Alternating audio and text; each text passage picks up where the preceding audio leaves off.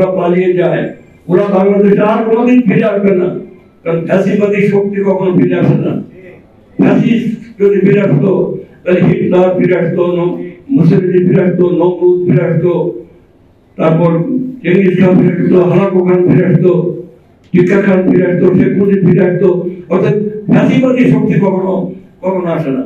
অর্থাৎ এরা কখনো আর কোনোদিন ফিরে আসবে না। হ্যাঁ, ফিরে আসবে, ফিরে আনা হবে, সেটা ভিন্ন কথা। সে আইন প্রকারী সমস্ত আইন বলেছেন। এখন আমার বক্তব্য হলো যে এখন আমাদের এই যে নতুন যে পরিবর্তন, এই পরিবর্তনের মাঝ দিয়ে আমরা কিভাবে আমরা জাতিকে গল্প সেই স্বপ্ন দেখতে চাই। আমার বক্তব্য হলো যে শিক্ষা সম্পর্কে শিক্ষা মন্ত্রণালয়, এটা হচ্ছে অনেক জায়গায় বলে ধরো হিউম্যান রিসোর্স ডেভেলপমেন্ট মিনিস্ট্রি, অর্থাৎ হিউম্যান রিসোর্স তৈরি করা। আমাদের যা কিছু সম্পদ আছে, আমাদের ন্যাচারাল রিসোর্স আছে, আমাদের খনিজ সম্পদ আছে, মিনারেল রিসোর্স আছে, ওয়াটার রিসোর্স আছে, কিন্তু সবচেয়ে বড় সম্পদ হচ্ছে হিউম্যান রিসোর্স। অর্থাৎ টোটাল শিক্ষা ব্যবস্থাটা এমনই হবে যে প্রতিটি সম্পদ, প্রতিটি মানুষ তার যে শিক্ষা পাওয়ার যে অধিকার আছে, এমন ভাবে তাকে শিক্ষা দিতে হবে যাতে সেই হিউম্যান রিসোর্স তৈরি হতে পারে। অতএব এই যে ব্যাগের মতো ইউনিভার্সিটি, এই যে নানান দিকে যেতে সব এমএ পাস করছে, বিএ পাস করছে, কোনো লেখা জানে না, পড়া জানে না, কোনো বাস্তব শিক্ষা নেই, শিক্ষা দেওয়া হচ্ছে না, ওদের দোষ না। এবং তারা জীবনে একটা অভিশাপ হিসেবে দেখা যাচ্ছে। গরিব কৃষকের ছেলে এমএ পাস করলো, অনার্স পাস করলো, কিন্তু কোনো চাকরি নেই, সে তার বাবা মাকেও দেখতে পারে না। তাই আমাদের কথা হলো যে আমাদের প্রতিটি মানুষকেই সম্পদে রূপান্তরিত করতে হবে। আর গণতান্ত্রিক শিক্ষাটা কি?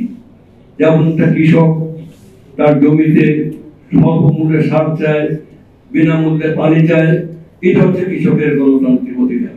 একটা কৃষক জমি চায়, এটা হচ্ছে তার গণতান্ত্রিক অধিকার।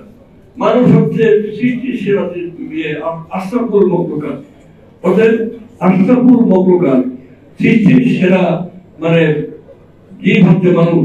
অর্থাৎ প্রত্যেকটা মানুষেরই গণতান্ত্রিক অধিকার হচ্ছে শিক্ষার অধিকার, তার গণতান্ত্রিক অধিকার। অতএব আমি অন্ন চাই, বস্ত্র চাই, আমি বাঁচার মতো বাঁচতে চাই, আমি বুক ভরে এই সুন্দর পৃথিবী আলো বাতাস আমি দেখতে চাই, বাতাস গ্রহণ করতে চাই, আমি শিক্ষা চাই। এই শিক্ষা দেওয়ার দায়িত্ব হচ্ছে রাষ্ট্রের। রাষ্ট্র প্রত্যেকটা মানুষকে শিক্ষার ব্যবস্থা করছে। অর্থাৎ শিক্ষা হবে সম্পূর্ণ অবৈতনিক, শিক্ষা হবে অবৈতনিক। এবং শিক্ষা ক্ষেত্রে যে দুর্নীতি আছে, এই যে আওয়ামী লীগ যেটা হয়েছে, একটা শিক্ষক নিয়োগের সময় টাকা দিতে হবে সেই এমপি সাহেবদের, মন্ত্রীদের বা কমিটির লোকদের, তারপরে এমপিও ভুক্ত করে টাকা দিতে হবে। টাকা মানে কি? 15 লাখ 20 লাখ। এবং একটা গরিবের ছেলে সেটা পারে না। গরিবের ছেলে মেধাবী, সে অনেক ভালো কাজ করছে, কিন্তু দুর্নীতির কারণে সে কোনো স্কুলে নিয়োগ পায় না। এবং দুর্নীতি করে টাকা যারা দেয় তাদেরকে নিয়োগ দেওয়া হয়। সমস্ত স্কুলে অযোগ্য শিক্ষকে ভরে গেছে। অতএব এই দুর্নীতিটা বন্ধ করতে হবে। এমপিও ভুক্ত করতে টাকা। তারপরে যে ফ্যাসিলিটির একটা ডিপার্টমেন্ট আছে, একটা শিক্ষার যে স্কুল কলেজগুলো যে বিল্ডিং অবকাঠামো করা হয়, সমস্ত ক্ষেত্রে দেখবেন যে তার 50% কাজ হয়, 50% চুরি। সবকিছু ফ্যাসিলিটির 50% চুরি বেরিয়ে যায়। এবং এই যে আপনার নানা দিকে পরীক্ষায় দুর্নীতি, এদিকে বলি ওই যে 95% পাস করছে। আমার ওখানে একজন শিক্ষক বলছে যে আমি একটা পরীক্ষার ছেলের খাতায় 45 নম্বর দিয়েছি, 100 নম্বরে 45। ওকে স্কুল ইন্সপেক্টর ধরেছে যে তুমি 45 দিলা কেন? তোমাকে তো এখানে 90% দিতে হবে। ওটা না লিখলে দেবো কি করে? কেন লিখবে না? এই যে 8 নম্বর লিখেছে, বাকিটা তুমি লিখে দিলে না কেন? এই হচ্ছে একটা পরিস্থিতি। এইভাবে একটা দেশকে ধ্বংস করা হলো। আপনার চেঙ্গিস খান ছেলে ছিল হালাকু খান।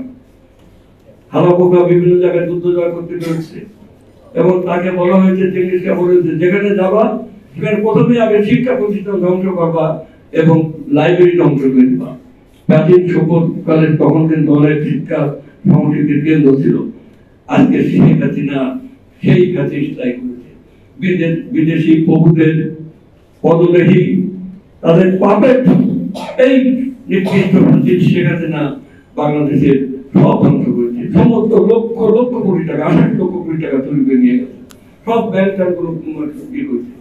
আজকে আমার বক্তব্য হলো যে আমাদের শিক্ষা ক্ষেত্রে আমাদের একটা ব্যাপক পরিবর্তন আনতে হবে। আমি এক সময়